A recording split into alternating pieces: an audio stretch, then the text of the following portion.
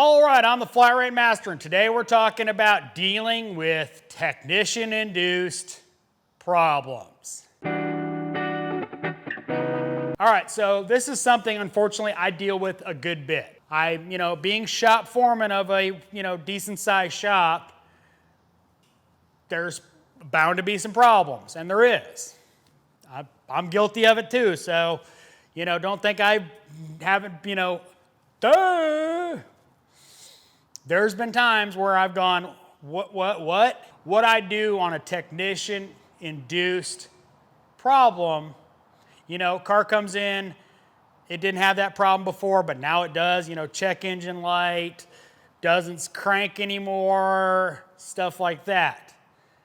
Well, first thing I always do is find out what they did to the car and go over what the components they touched, what they did to them, look at their workmanship and figure out if it's something they did.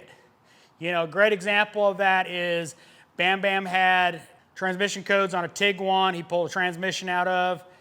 They got two connectors that are easily mixed up. He retraced his steps, went through the diagnostic process, figured it out. Other times, it's not so easy.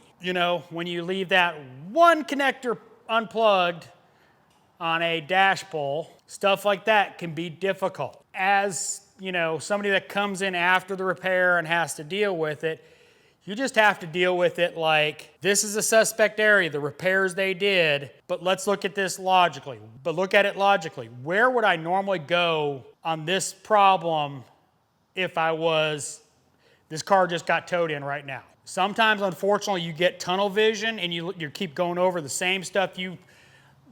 Keep looking at the same stuff, nothing's changed. You gotta look at it as a fresh start. Go in it like it's a brand new car and attack it like it just got towed in for that problem. Because chances are, if you do that, you won't get tunnel vision. That's one of the biggest problems that a lot of technicians run into when they have a problem with a car, is they tunnel in on what they did. Even though while they were doing it, a component decided to fail, they happened to bump loose a connector, break a wire they didn't notice. Always important when you're the technician that has to go back behind you is not only to retrace your steps, look over your work, but then look at it from a fresh perspective. You have to look at it from not only what did I do wrong, but what's wrong with the car? Because ultimately, that's all that matters, is what's wrong with the car.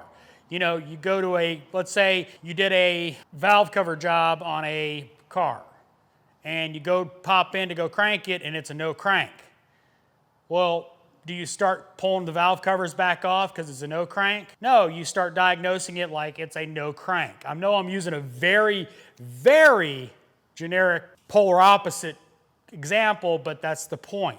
Is, you're not going to pull the valve covers back off because it won't crank. I mean, it could. You could have dumped something in the cam and locked it up, but you go at it like it's a no crank. Happenstance. The starter just decided to die while you were doing valve covers. It happens. Believe me. So hope you enjoyed this video. If you did, give me a thumbs up. If you want to see more videos like it, subscribe. Make sure and hit that bell notification so you get notified when I put out a new video. You didn't like the video? Well, I don't like you either. Thanks for watching. I am the Flat Rate Master.